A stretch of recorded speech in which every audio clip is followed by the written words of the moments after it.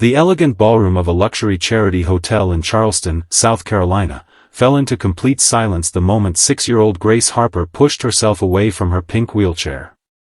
Doctors had spent 4 heartbreaking years telling her mother that the little girl would never walk again after the devastating spinal injury that followed a tragic boating accident. The world's leading specialists had repeated the same hopeless conclusion, no matter how many millions were spent. Yet on that unforgettable evening, beneath crystal chandeliers and surrounded by America's wealthiest business leaders, Grace stood on trembling legs. Then, with tears sparkling in her eyes, she took one shaky step, then another, before breaking into an awkward run toward a rugged stranger standing quietly near the back of the room. Every guest gasped. The stranger opened his arms instinctively as if he had known this moment would happen. Grace reached him, wrapped her tiny arms around his neck, and whispered something no one else could hear. Across the room, billionaire entrepreneur Victoria Harper stood frozen in absolute disbelief, unable to understand how the impossible had just happened, or why her daughter seemed to recognize a man she had never met. Before we continue, if you believe in kindness, second chances, and miracles that change lives forever, please take a moment to like this video, comment where you're watching from, share this story with someone you love, and subscribe to the channel for more emotional stories that restore faith in humanity. Victoria Harper had built one of America's largest medical technology companies from nothing. Every magazine admired her success, every investor respected her determination, and every television interview praised her brilliance. Yet behind every smiling photograph stood a lonely mother carrying an invisible burden that no amount of wealth could erase.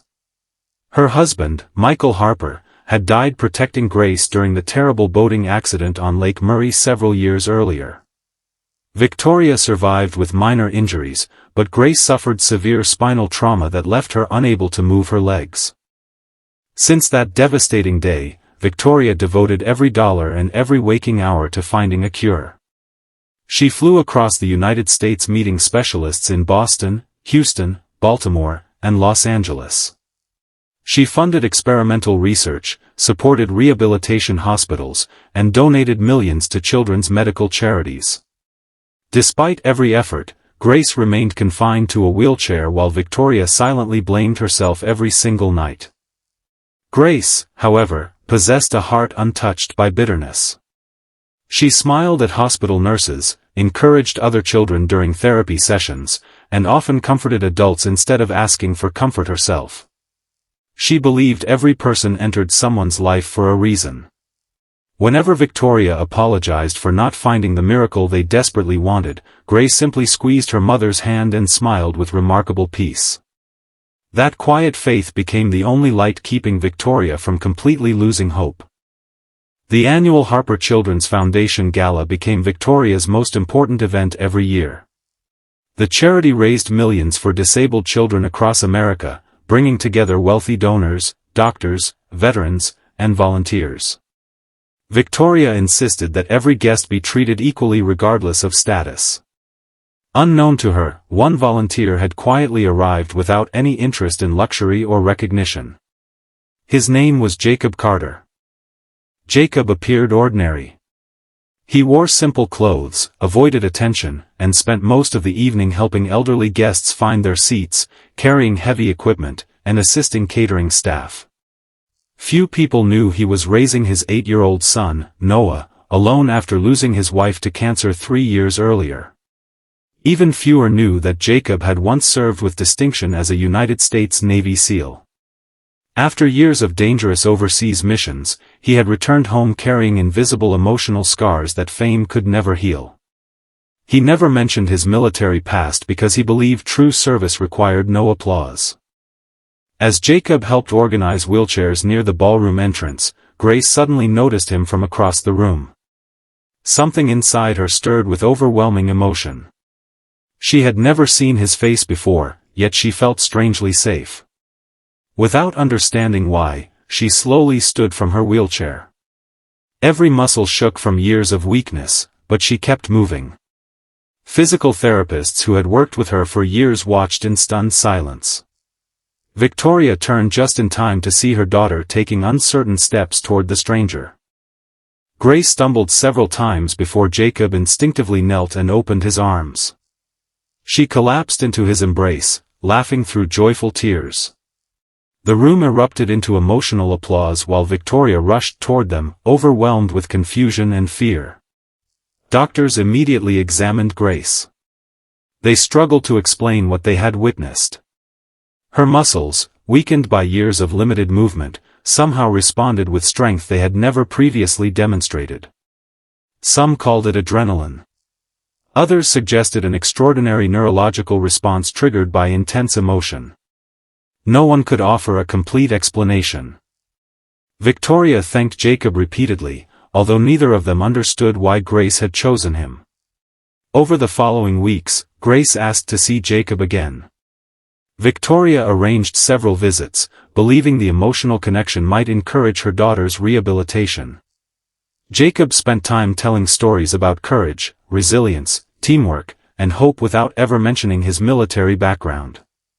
He encouraged Grace to celebrate every tiny improvement instead of focusing on impossible goals.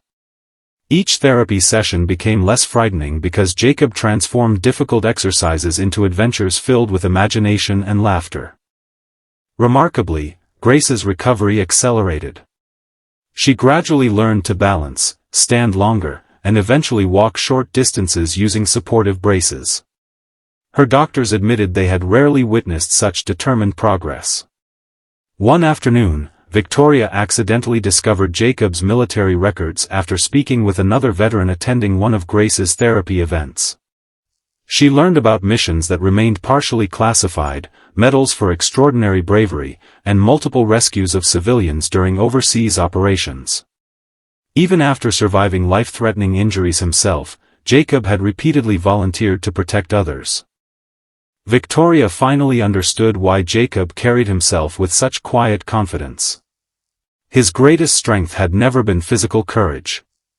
It was his ability to restore hope in people who had completely lost it. Despite her growing admiration, Jacob refused every financial reward Victoria offered. Instead, he requested something far simpler.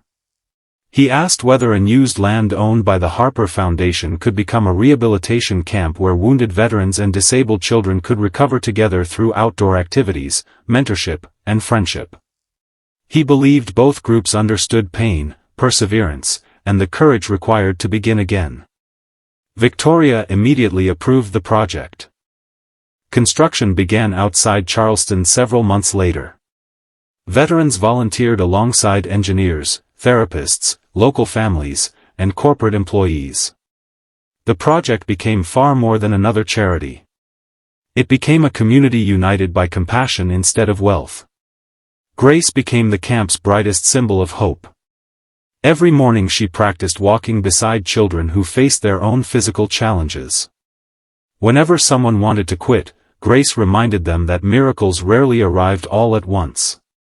They appeared one determined step at a time. Jacob's son, Noah, formed an inseparable friendship with Grace. Together they planted trees throughout the property, promising each tree would represent another child who refused to surrender to hopelessness. As Victoria watched the camp flourish, she realized success had never been measured by company valuations or magazine covers. True success was witnessing strangers become family through kindness. The billionaire who once believed money solved every problem finally understood that healing often began with simple human compassion. On the camp's official opening day, hundreds of families gathered beneath a giant American flag waving gently in the summer breeze.